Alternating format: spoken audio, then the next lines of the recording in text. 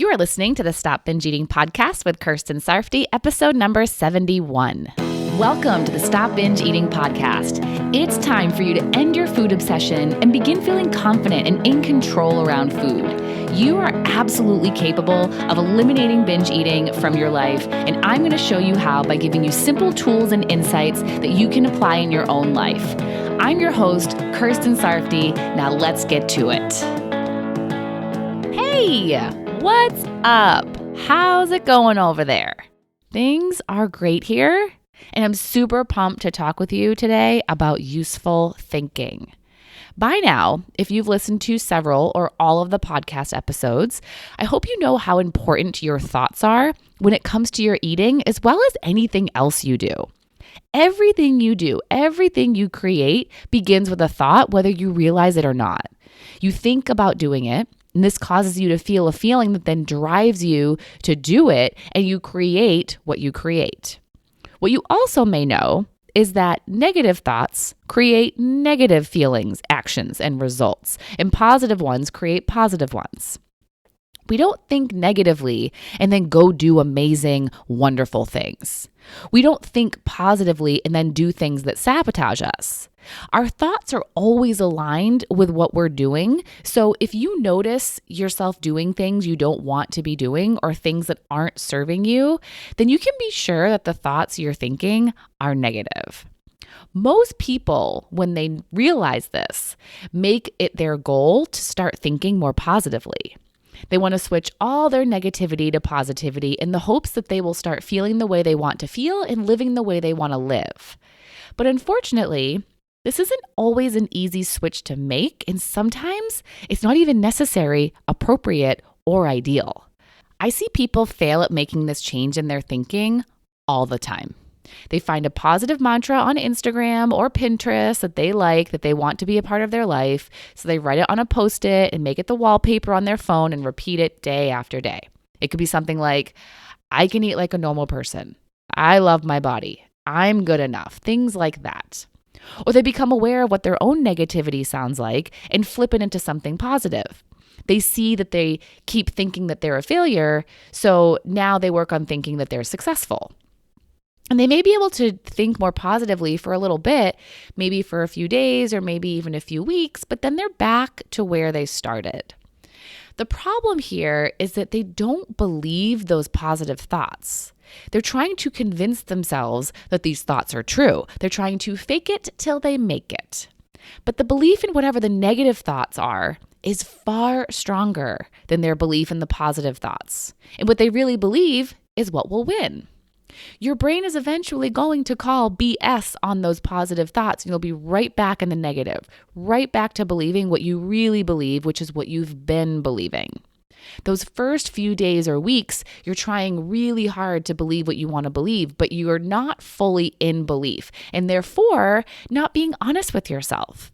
You can probably feel this dishonesty when you tell it to yourself, that the feeling you're trying to create with that thought isn't actually there.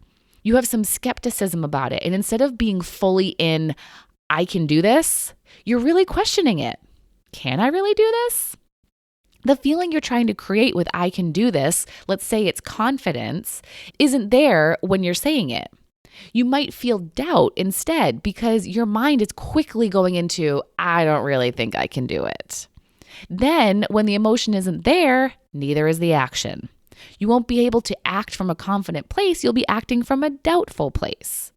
It's not that you won't ever be able to get to the place where you can believe that you can do it. But again, right now, you're just too stuck in your belief that you can't. The leap from one to the other is just too big for you right now. You're standing at the edge, wanting to take that leap, but it's just too far. And so you just stay where you are.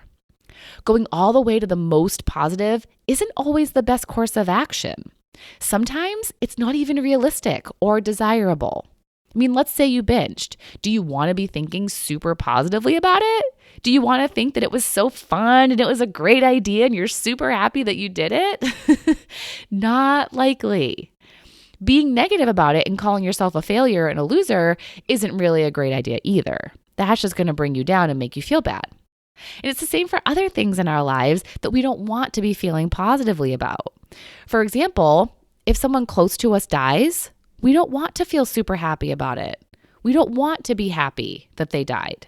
And we may want to be sad about it for a little while at first, but eventually we don't want either of those. We don't want to feel super happy or extremely sad forever.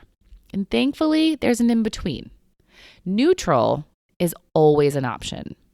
Feelings that aren't extreme on either side of the spectrum are an option, and sometimes it's the best option. It may be something you choose temporarily or something you choose forever. Like with the death, you may want to live in acceptance or peace. With a binge, you may want to be in that same place. Eventually, you may be ready to move into feeling more optimistic and encouraged, but it may be just one step at a time. The goal is to think thoughts that are useful to you, that drive you to take the desired action you want at that time. It may not be what you ultimately want, but it works for you right now. And this can mean you're thinking in a way that's slightly positive or completely neutral. It's whatever you believe right now that's better than the extremely negative thing that you've been thinking. What you've been telling yourself most likely isn't the only thing you believe. There might be something else that maybe you don't believe as fully, but there still is belief in you. If you're thinking your body is disgusting, is there something else that you even partly believe that feels a little better than that? Maybe even thinking that this is my body right now and I'm working on changing it. Or if you're thinking I can't control myself, do you also believe that you're learning how to control yourself? Notice how different those thoughts feel. Not all the way positive, but better. That means that the action taking from the feelings that those thoughts are causing won't be exactly what you ultimately want, but they're better than what you do from the negative thoughts. When you choose more useful thoughts, no matter where they are on the feeling spectrum, as long as they're producing the results you want right now, which might just be slightly better than what you've been producing, then you're taking a step in the direction you want to go. If that leap to your ultimate destination is too big, this is you bridging that gap. Neutral is better than negative. Acceptance is better than rejection. Hopeful is better than hopeless. You don't need to be in positive love or confidence just yet. Be patient and take the necessary steps that you need to take. And maybe positive isn't even the final destination. Maybe it's not even what you want. Don't worry about thinking more positively. Think more usefully. Have a great week. Bye-bye.